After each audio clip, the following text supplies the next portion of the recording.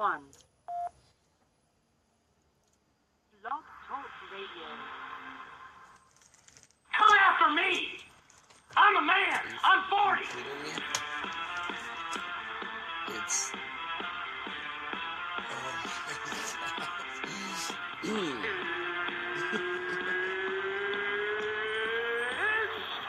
God.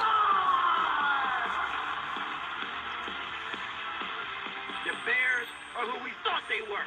That's why we took the damn field. You want to crown them? Then crown their ass. But they are who we thought they were. And we let them off the hook. I mean, you can take a knee and try a 56-yard field goal. This is not Detroit, man. This is the Super Bowl. It is more about them than it is about the team. Cannot play with them. Cannot win with them. Cannot coach with them. Can't do it. I want winners. Playoffs? Don't talk about playoffs. You kidding me? I just hope we can win a game. You need to be more like a dog. We don't need a bunch of cats in here.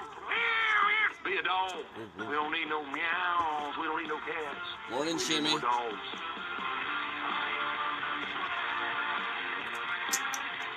Strikes another at the 30. And it's loose. Adrian's inside the 30. 20, 10. Oh, Adrian.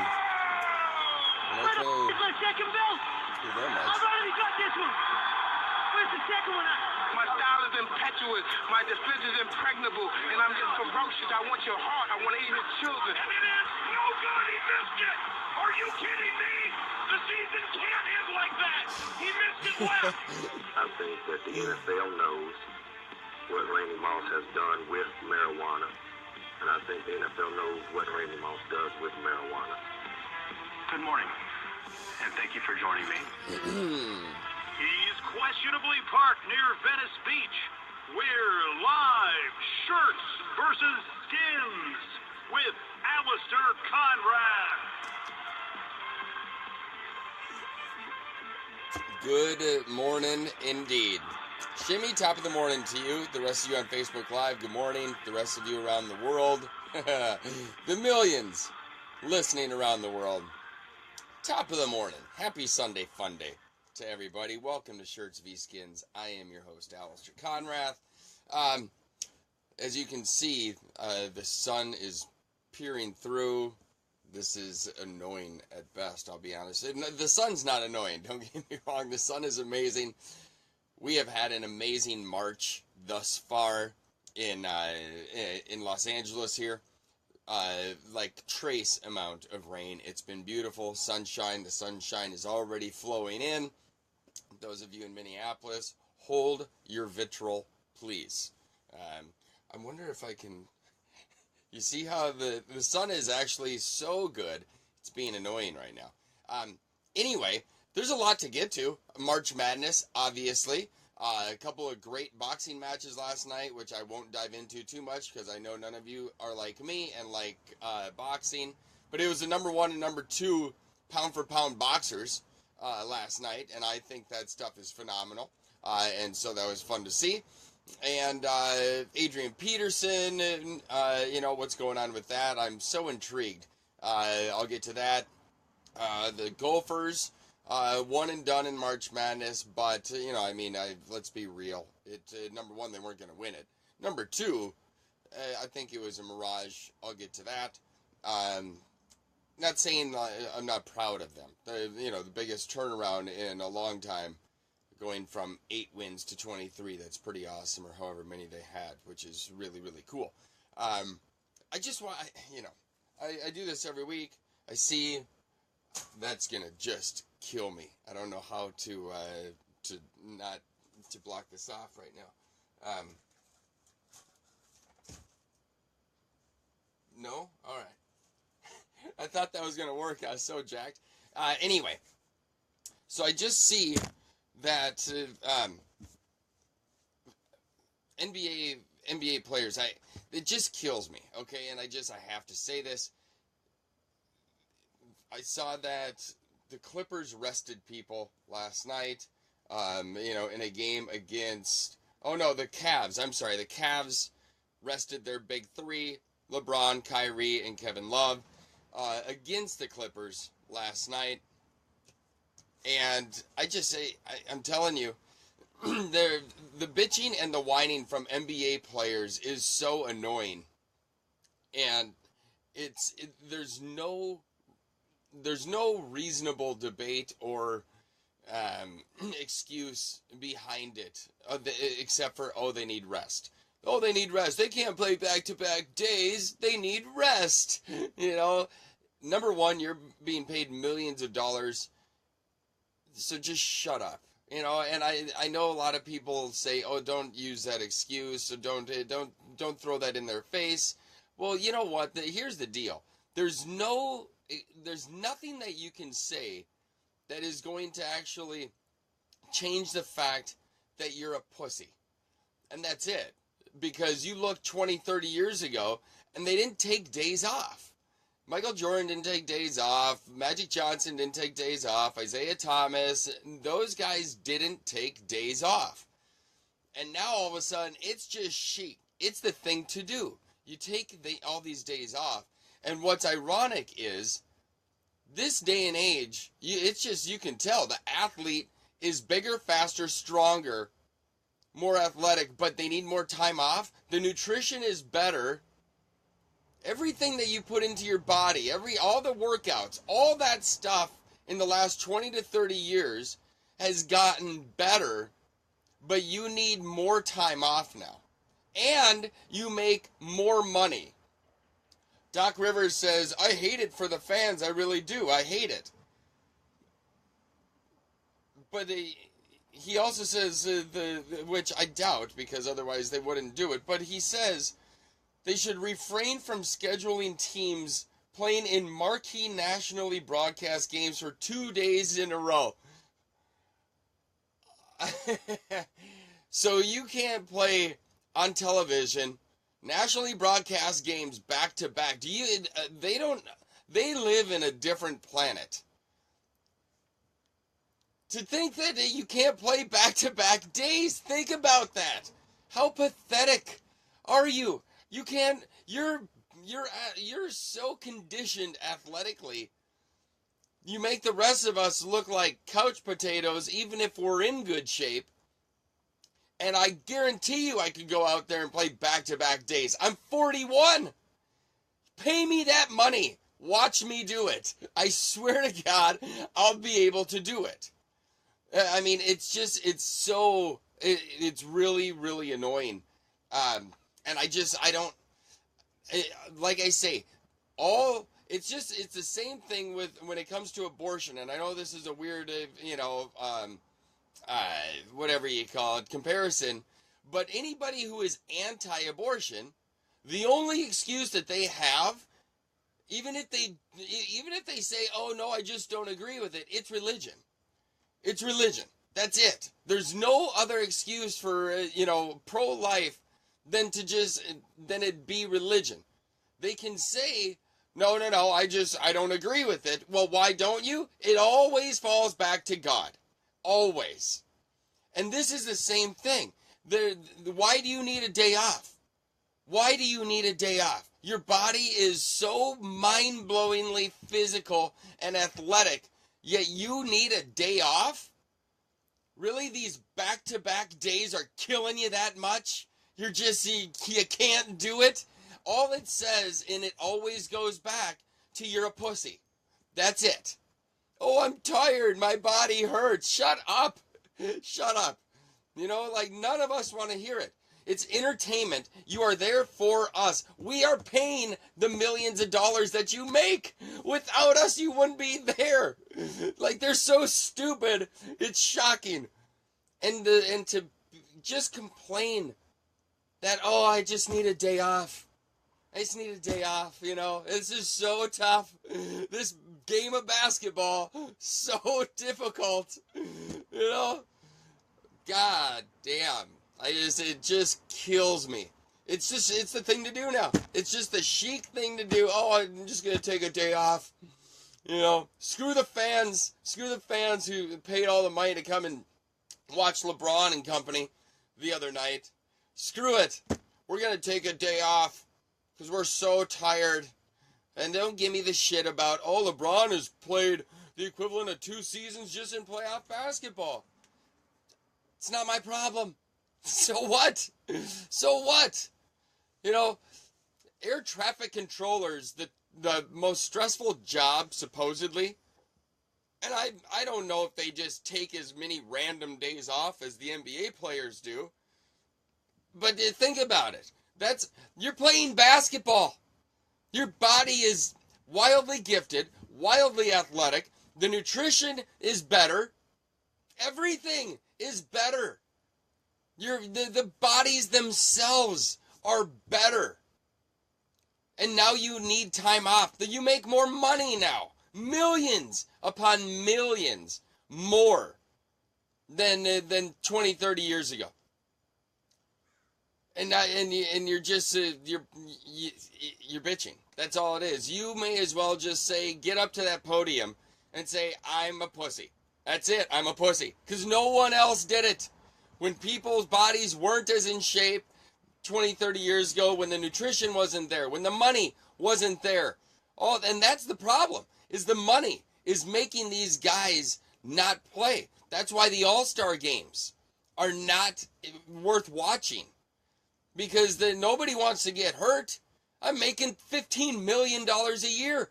Why would I go and risk injury in a Pro Bowl for football or an All-Star game for basketball or hockey, so forth? Nobody wants. It's a joke now. Everything about sport is, and I mean, I'm doing a sports show, but I just get so annoyed with just the babies, the big babies, just a bunch of pussies, and it just kills me. I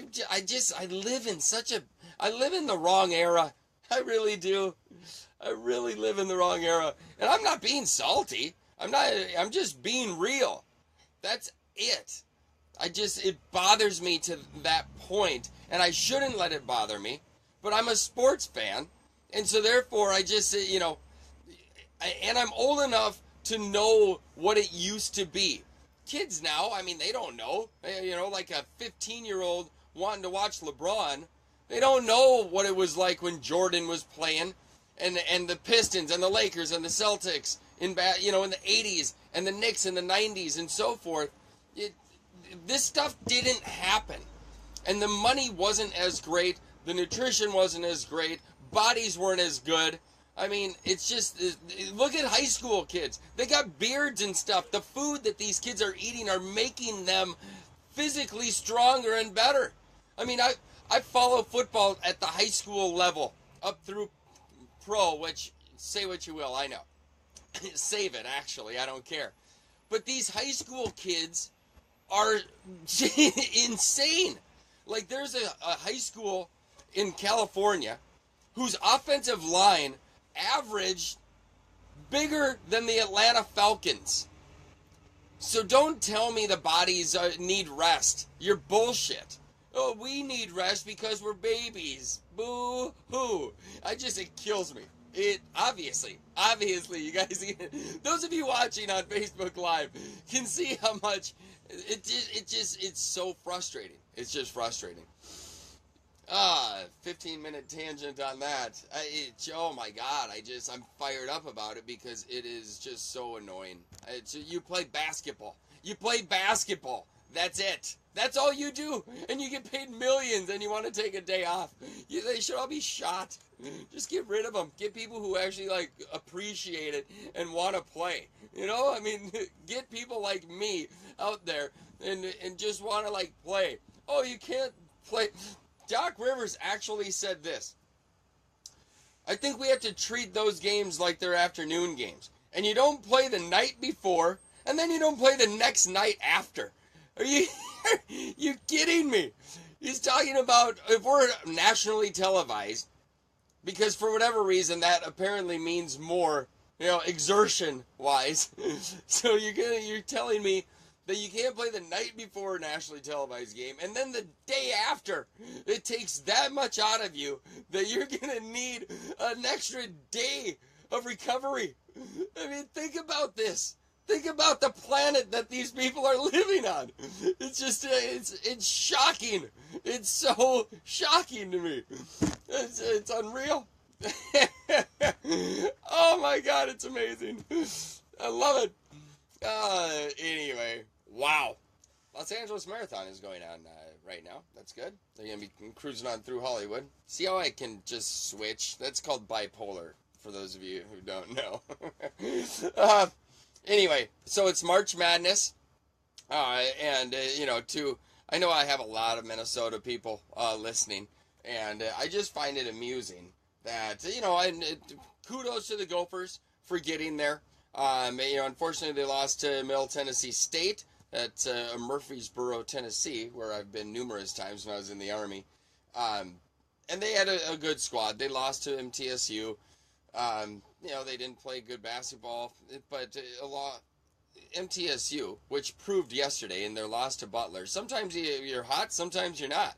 And they had a horrible shooting day yesterday against Butler. Of course, they couldn't have done that against the Gophers on Thursday. But the Gophers also, it kind of shows, number one, losing Springs, their depth. They had no depth.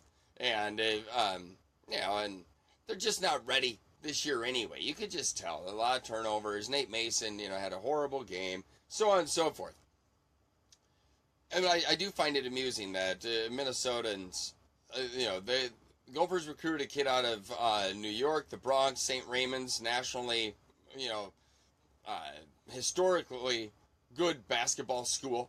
And his name's Isaiah Washington. Apparently he's just like the kid of New York City, playground, blah, blah, blah. Anyway, kids, I looked it up. He's an 83 ranking.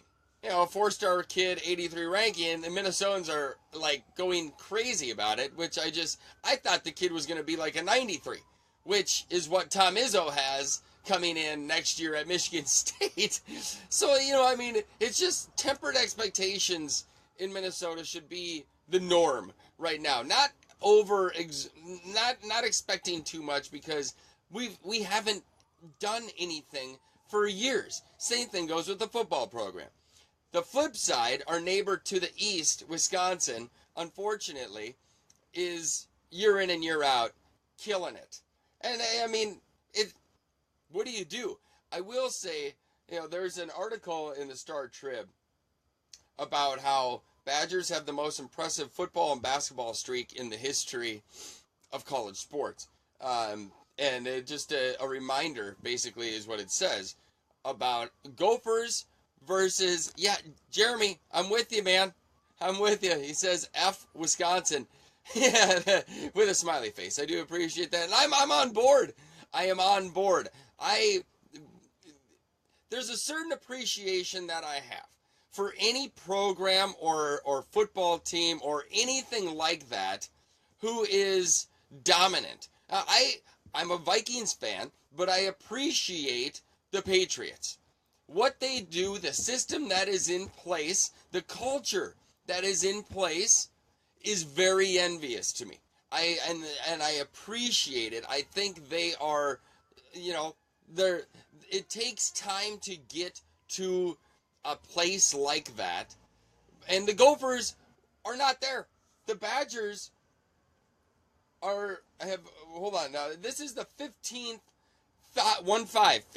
consecutive athletic season in which Wisconsin has made both the NCAA men's basketball tournament and a college football bowl game. That's insane. Not only is that the longest active streak of any school achieving both those postseason feats, but it's the longest such streak in history. Neighbor to the east, Wisconsin. The bastards. The next longest in history is Texas, which did it 12 consecutive years from 99 to 2010. The next longest active streak, Baylor and North Carolina, who are tied at 4. 4!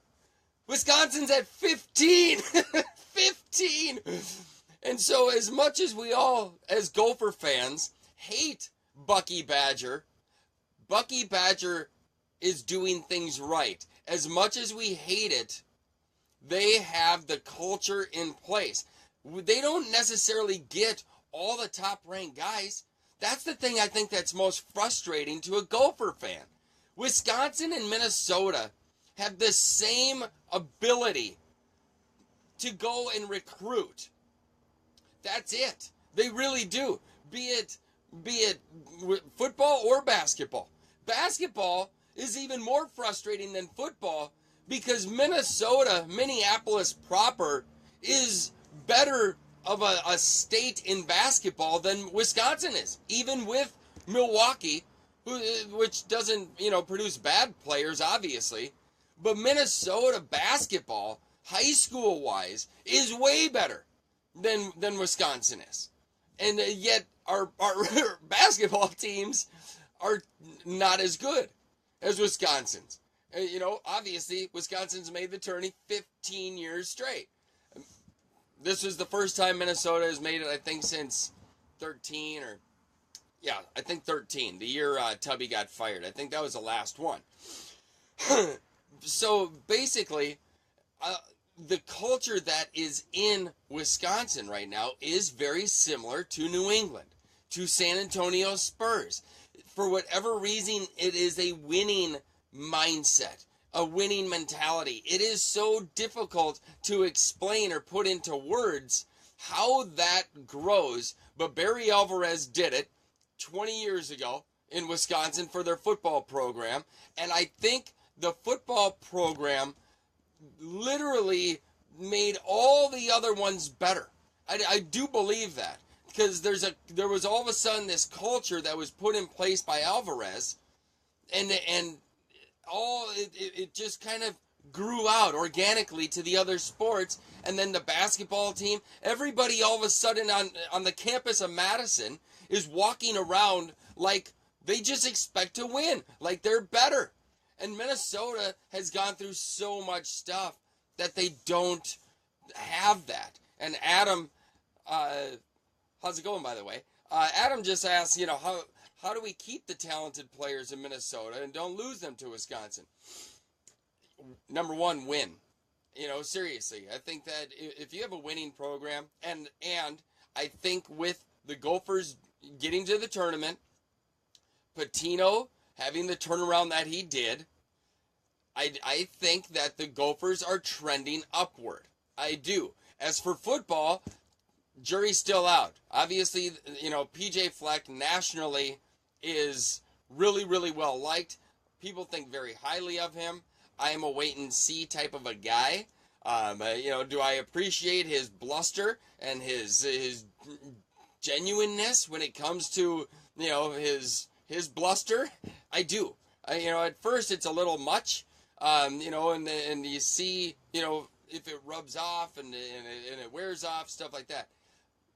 He is hell-bent on changing the culture. And now keep in mind, when he took the job, this is going to go to both sports. This is just going to go that culture deal. A lot of people, especially in Minnesota, we have gone through the basketball program, the football program, the Norwood Teague, the athletic director, all this sexual scandal, sexual assault, sexual harassment, so on, doesn't happen at Wisconsin, right?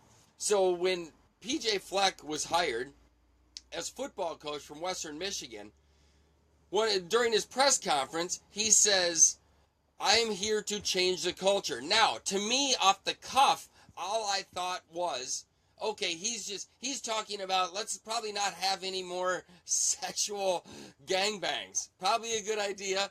I mean, in the bedroom, I don't care what you do. You can do what you want. But that's what he was probably talking about. To me, that's what I thought. But I think, now that I have had time to think about it and simmer on it, I believe he is maybe looking east to Wisconsin. He's looking at San Antonio. He's looking at New England. He's thinking, okay, the culture I need to create is what he really did at Western Michigan, actually, where he went, I think he had one win maybe his first season or something like that, or 0 wins. I want to say it's one or the other. And then all of a sudden, his culture just spread, and everybody started believing in it. And everybody started walking a little, more shoulders back, head high. We're the guys. And that is what I'm hoping is what he meant by changing the culture. Not just getting rid of the sexual assault charges, the sexual harassment charges at the U, which obviously don't really do well for a program that you're trying to build. And so I just believe, getting to your point, Adam, winning cures everything.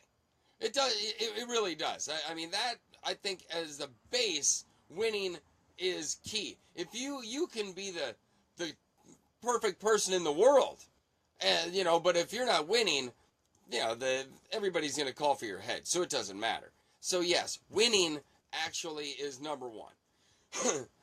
And that is what's going to create this culture. Everybody knows, and this might be a better way to explain it. Everybody knows that if you're a football player, if you're an NFL football player, you're Randy Moss, you are Chad Ochocinco, you are, I'm trying to think of a couple more, but whatever. You go to the Patriots, you are going to change. You are going to assimilate to their culture, or you're not going to be there. And that's it. That's it.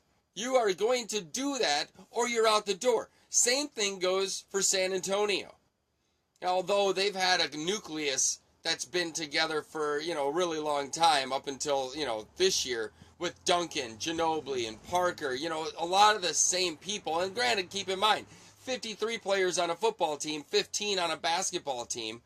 So, there's less moving parts on a basketball team, but, it doesn't necessarily mean that there wasn't an influx of new people coming into the system for San Antonio. There still was. It just wasn't the high rate of turnover. Something to keep in mind when it comes to the Patriots and how mind-blowingly amazing that system is for the last 15 plus years. Think about it.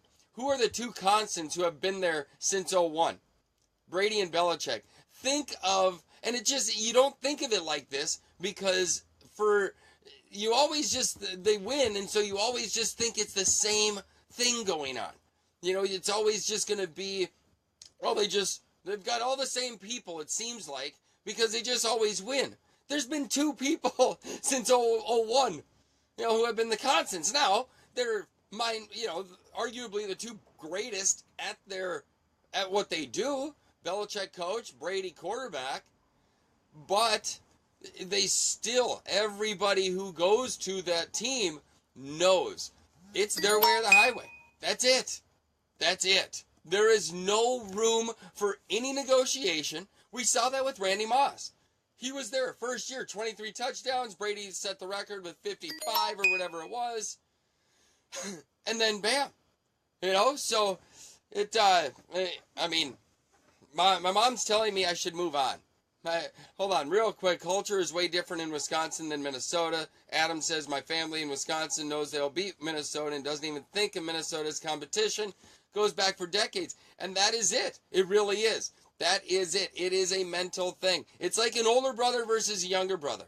The older brother knows he is going to win generally. Seriously, that's just the way it is. So, anyway, now my mom's got me all self-conscious. I was on a tear there, Ma. Now you just ruined my mojo.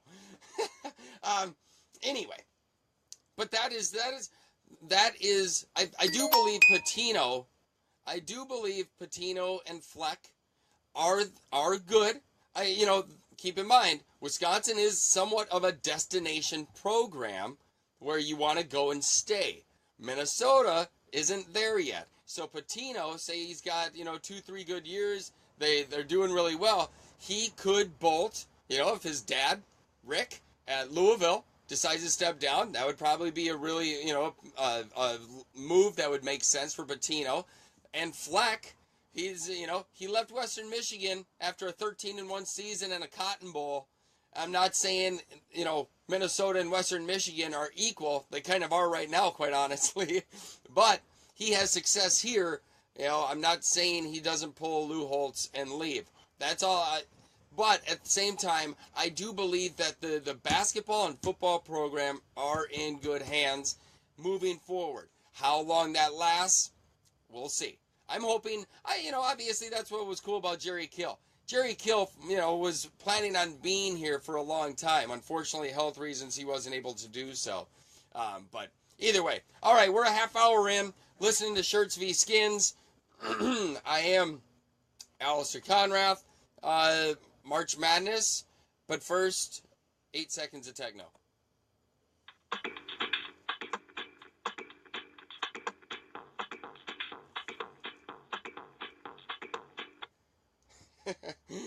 All right.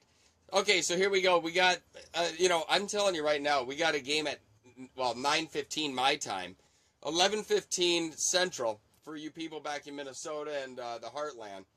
Louisville and Michigan is a must-see game. We talk about tradition. Michigan, they obviously, come March Madness, you want a team that is going to be really high-flying, on a good winning streak, so on. Michigan is that team right now. Louisville is obviously really, really good. Just got done talking about Richard Pitino. Well, his dad Rick at Louisville, number 2 seed, doing really well. Michigan, though, I'm telling you, it is going to be a really, really good game, and I am excited to watch it. Here's the thing about March Madness right now. It hasn't really been too mad, has it?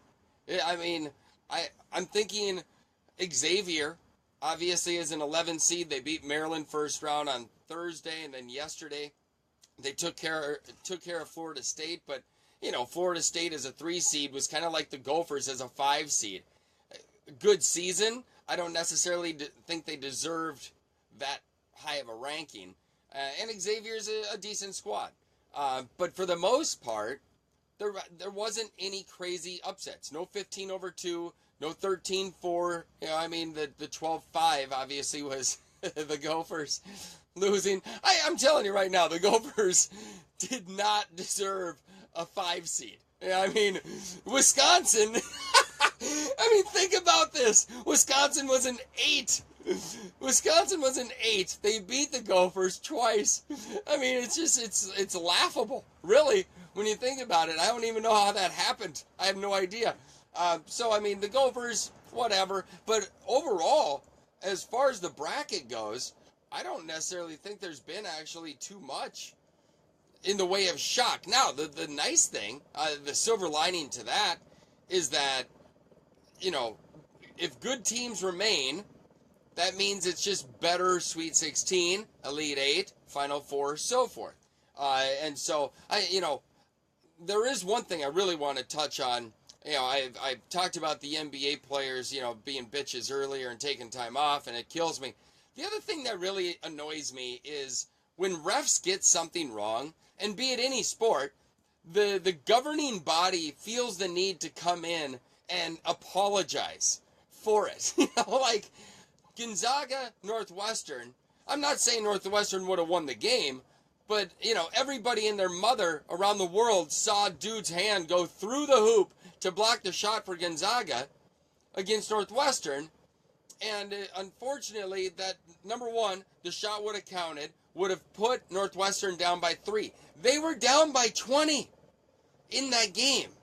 And so that would have, not saying Northwestern would have made the full comeback and won the game, but they would have been down 3. Instead, the basket doesn't count. On top of that, Collins, the coach for Northwestern, gets teed up because everybody, like I said, on the planet could see his hand go through the cylinder to block the shot. So he freaks out just like anybody would and gets teed up. And then, so they make 2 free throws. It's a 5-point game. They get a bucket. All of a sudden, instead of a 3-point game, it's a 7-point game.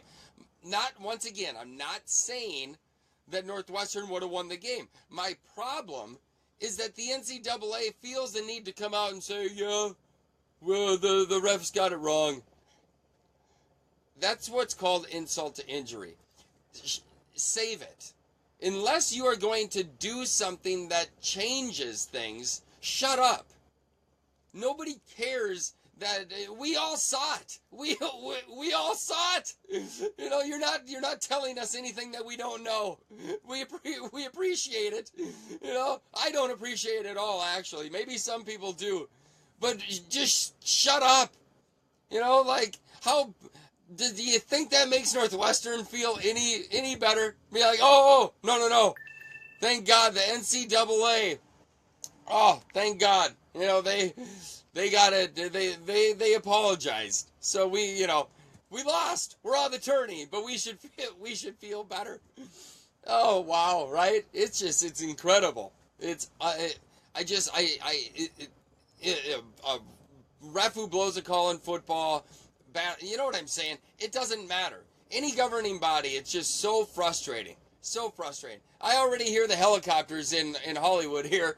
Somebody's either they're following the marathon, which does start downtown and rolls through Hollywood to Santa Monica.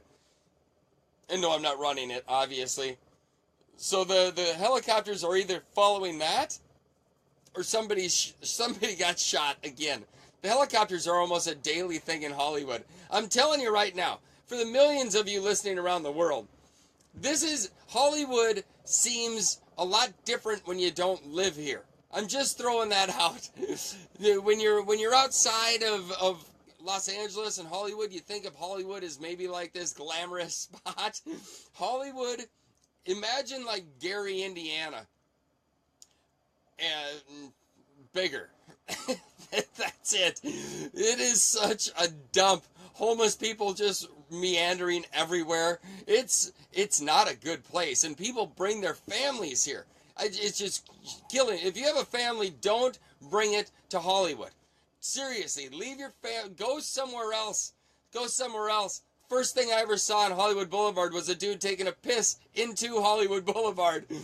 Don't bring your families here. Your kids are going to be they'll never be able to erase that memory. You're going to be scarred for the rest of their lives because of the things that they see on Hollywood Boulevard. It is seriously not a good place. Not a good at all. So just an FYI, I heard the helicopter and I'm like, uh-oh, like usual. I'm hoping that my phone doesn't ass out. It just said I got 15 minutes, and the charger deal's on the bottom, so I can't plug it in. Otherwise, it's going to mess up the deal. Whatever. I suppose I could just hold it.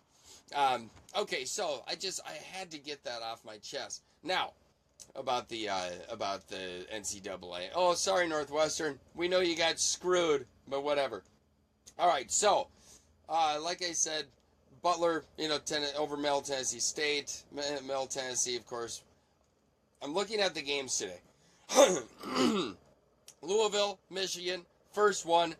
That's going to be such a great game. Such a great game. I'm excited to see that. Second biggest game today is Michigan State and Kansas. How funny is it that Michigan State, granted, I think they were 18-13 or something like that, but they played just a gauntlet, like murderer's row of people to start the season. I want to say they were like 2-5 to start the season because they just played so many tough teams, and they lost. But their team is young. Now it's Izzo time. Aside from last year where they lost to MTSU, who the Gophers just lost to, as a second seed last year. One of the biggest shocks in NCAA history. Aside from that, Izzo and Michigan State generally seem to step up come tourney time. And now they just handled Miami. Just crushed them in that 8-9 game. Obviously, Kansas beat UC Davis. So now, though, Kansas, Michigan State as a second round game. That's epic. And I'm telling you, if I was Kansas, I wouldn't be scared, obviously, but my alerts would be up. There's no doubt about it, because Michigan State can ball. Obviously, it's Izzo and company, and I'm thinking Michigan State's going to win that game. I really do. I wouldn't be surprised. And then they go to play Purdue. How funny is that? It's an all Big Ten Sweet 16. I see it happening though. I really do. But that's a game I got to see. And then tonight, this is the kicker. Obviously, I just mentioned I live in Hollywood, Los Angeles proper. And UCLA is having a great season. I think they were 30-4, whatever the case is. And they're playing Cincinnati tonight. I heard something on the radio the other day that I found very amusing. They were talking about UCLA's run to the Sweet 16. Obviously, on Friday they played Kent State, more famously known for a shooting than their basketball team, and they house Kent State. But tonight, they're playing Cincinnati. Now, here's the kicker about this game, which I just think is funny. On the radio, it said, well, UCLA scores all these points, and I don't think Cincinnati can play with them. Cincinnati, they got a great defense. I think they're ranked top 10 in the nation in defense. Sorry, folks, but come playoff time, defense generally wins. And Cincinnati, it's not like they're 20-12. They're 30-5 or something like that. Like, Cincy's a good squad, and Cincy has always produced good basketball teams. And so you're telling me that UCLA, like this broadcaster, this is how much people in Los Angeles are drinking the Kool-Aid for UCLA. And don't get me wrong, one of the highest scoring teams in college basketball, one of the funnest teams to watch in college basketball. But don't just sit there and think they're going to roll Cincy tonight, who just so happens to have matched you in wins, in the win column, one more in the loss column, and have a 100-time better defense than you do. I mean, I'm not saying UCLA is going to lose the game, but to listen to this broadcaster for LA radio the other day, just assume that they're going to walk Cincy. That is some funny stuff. To me, that's some funny stuff. I don't know who's going to win that game. I think Cincy might win that game, and I wouldn't be surprised. It's not like it's a huge upset. They're 6-seeded. UCLA's 3-seed. So, I mean, it's, in that respect, it's not going to be crazy. But that's a huge game for UCLA. And people in Los Angeles, they're so entitled. They're so elitist. They got the weather, they got the beautiful people, they got the beaches, the mountains, everything. So, like, everybody in Los Angeles is in their own little bubble. And it's just funny not being from here to just see how diluted they actually are. And so I would love nothing more than to have Cincinnati beat UCLA tonight, just to listen to the radio tomorrow. I'll tune into that one dude. I might even call in just to, like, talk shit to that guy and just to see, what he has to say tomorrow. And be like, man, I heard you on Thursday say, like, UCLA was going to walk Cincinnati. Way better offense. Cincy, is going to have a hard time keeping up scoring. I mean, what do you think happened? I want to be that guy. I hope Cincy wins tonight. It would just be funny just to listen to that dude tomorrow. Be like, And you know what? It's March Madness. Nobody knows anything when it comes to basketball, how these kids are going to play. And so you can't, like, rip them too much. But just to make such a bold assumption, it's not like they're playing Kent State and then it's going to be like Winthrop. Cincinnati, when Bob Huggins was there, they balled out year in and year out. They had some sick teams over there. And so it's once again, keep in mind, the mindset in Los Angeles to a place like Cincinnati, people in Los Angeles like, Cincinnati? What's that? Like, they're so dumb here that they think so lowly of the Natty. I'm sure it's laughable. So for the Natty to beat UCLA would be epic. It would be great. I would love it. I'm looking at other matchups. North Carolina should handle Arkansas. Rhode Island could be that darling.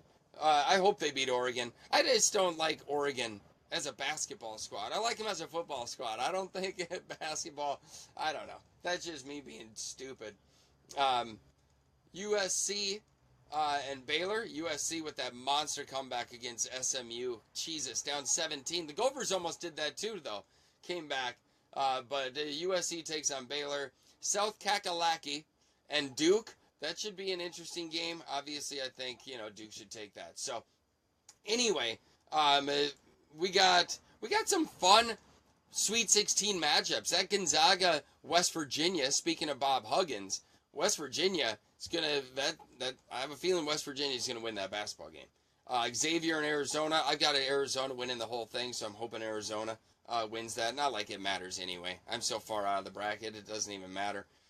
Wisconsin and Florida. Florida just beat down Virginia. Dude, Virginia scored 39 points. I thought I was watching the girls' basketball scores from this Florida-Virginia game. 65-39. Wow. That's just insane. Think about that. And then that's literally those three are the only three Sweet 16 out of 8 that are set right now. So we'll see, I guess, what happens. But yeah, so anyway, one thing so I watched a couple boxing matches last night. Number 1 and number 2 pound-for-pound boxers in the world fought on the same card last night. Roman Chocolatito Gonzalez lost. He was the number 1 pound-for-pound guy. He lost to a guy from Bangkok, Thailand, a place that I feel like I should retire. And arguably, fight of the year. I mean, this was for the whole 12 rounds nonstop. Granted, I think they're a 125-pound weight class or something like that, but it was insane. If anybody likes boxing like I do, just go back and watch the fight. A lot of people thought, Chocolatito probably should have won and kept that. I don't know. He threw more punches, landed more better percentage, but I don't know. He did get knocked down in the first on a body shot, just bam, goes down. And I don't know. I think, the Bangkok kid, looked pretty tough. Could have been a draw. I don't care. Oh, there goes. Oh, no. My phone's about to die. Uh-oh. God, the phone is going to die. Hold on. Damn it. I'm just going to... I got 13 minutes left. I'll just hold the damn thing. Whatever. I just gotta... I probably should have charged it before. Whatever.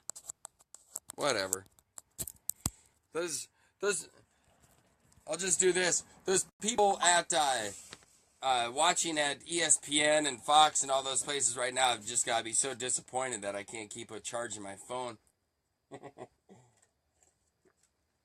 We were going to hire this guy, but apparently he can't keep charging his phone, so, well, he's out. So anyway, I'm going to hold it. Is that all right? Okay, so, and then in the main event, Gennady Golovkin, everybody knows him as Triple G. He fought Daniel Jacobs. Now, the kicker is, he won. I thought Daniel Jacobs won the fight. I really did. And Triple G had a string of 23 straight knockouts. And it went the distance, so that ended.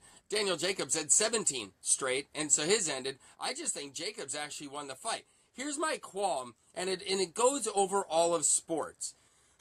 Not just the boxing. In Daniel Jacobs' corner, his corner man, and I'm equating this to all of coaching, okay? His corner man, you could have, if you just turned it on after every round, he was saying the exact same thing. You got to stick with the jab, low, high. How many times I have to tell you? Stick with the jab, low, high. Keep it simple, champ. You're on the path. We're doing it. But it kept on the low high with the jab. And you know what? Strategically, granted, whatever. Maybe that could have happened. That's what he was wanting, and that's fine. But when it comes to coaching, I could tell that Jacobs was getting somewhat annoyed, frustrated by him being that way. Just kind of Jacobs, when he let loose and really, exposed himself, but let loose, he was more confident and better. And every time in the corner, his trainer was trying to reel him in, which is fine sometimes.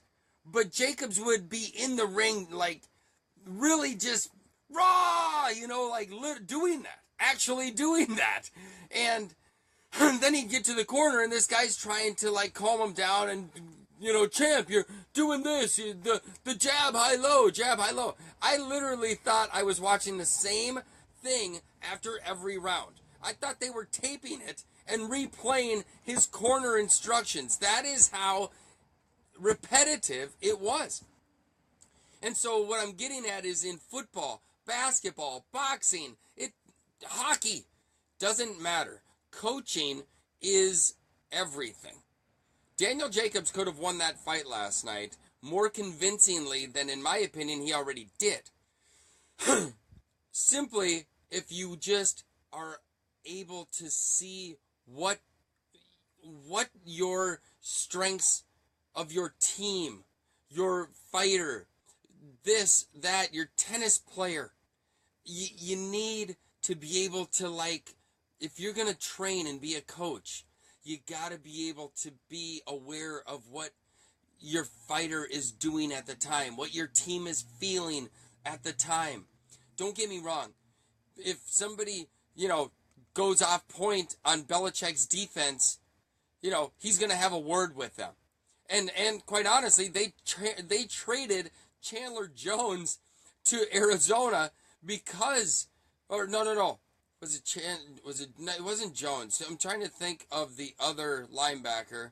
Why do I can't ever remember the linebacker's name for who they gave to Cleveland, traded to Cleveland. Jones went to, Jamie Collins. Jamie Collins is known as a floater, just kind of does what he wants on defense.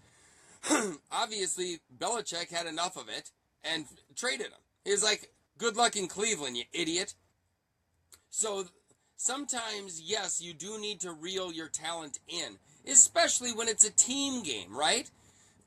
And that's understandable 100% because on a team, you're all working together. If you mess up and you feel like you're going to freelance and float, you might screw the other team, the rest of your team, and give up points or touchdown, whatever. And obviously that can't happen. I was in the Army. You're on a team. I was part of the infantry. If one guy's messing up, he could get all of us killed. And so it's obviously not life and death on a football field. But you're a team aspect. And if you're taking things upon yourself to do things, well, deuces, bye.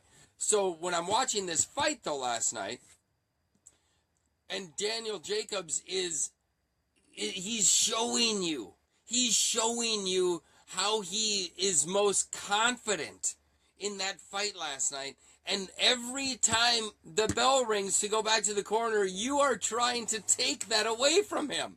I felt bad for him. I feel bad for teams that have bad coaches who don't appreciate the moment, who don't see what's happening in that moment. It's a shame. Daniel Jacobs, the guy should be unified champion.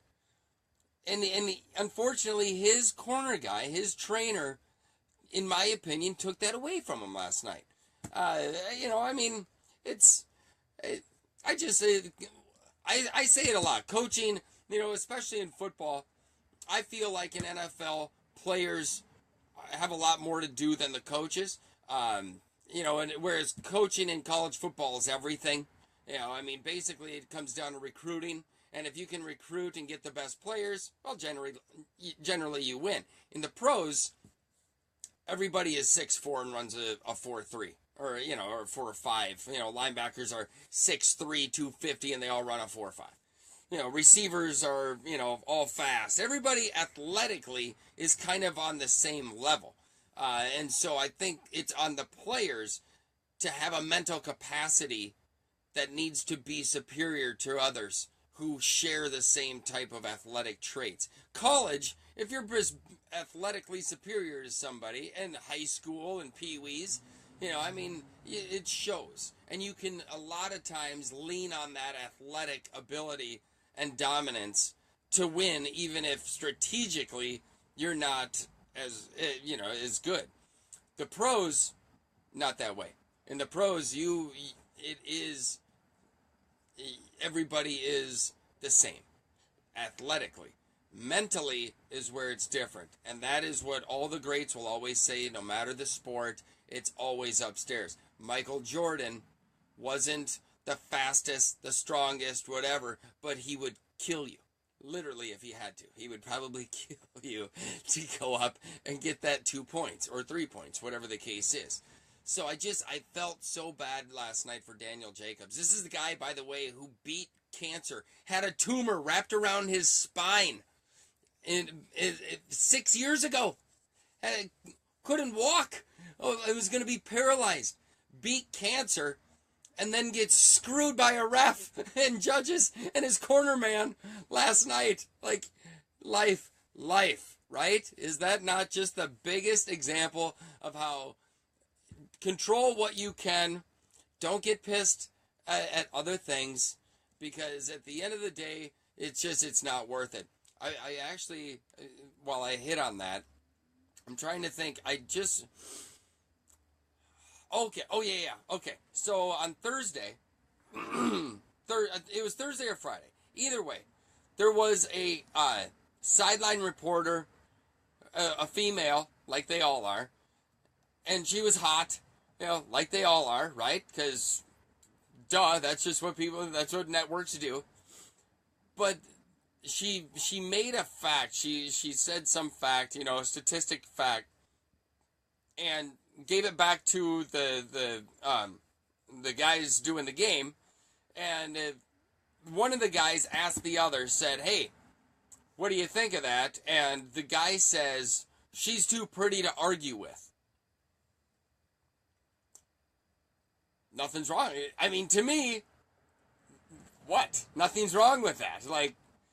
But that set off a firestorm.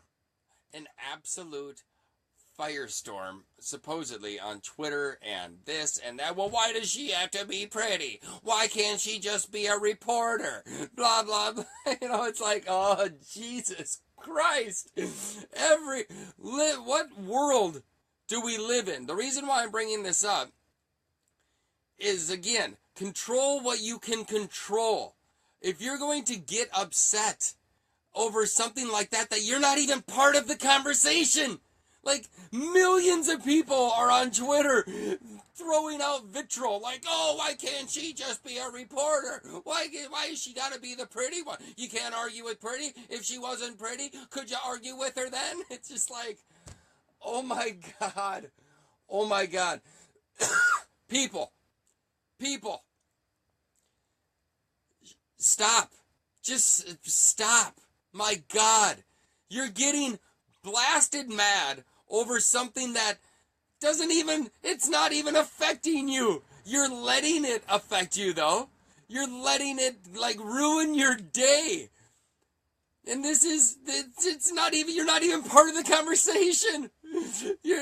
People all over the world are like this. All over the world. Letting things that you're not even part of the conversation let ruin your day. I can understand if you are part of the conversation. Different story, whatever. Even so, even with that, somebody calls you a name.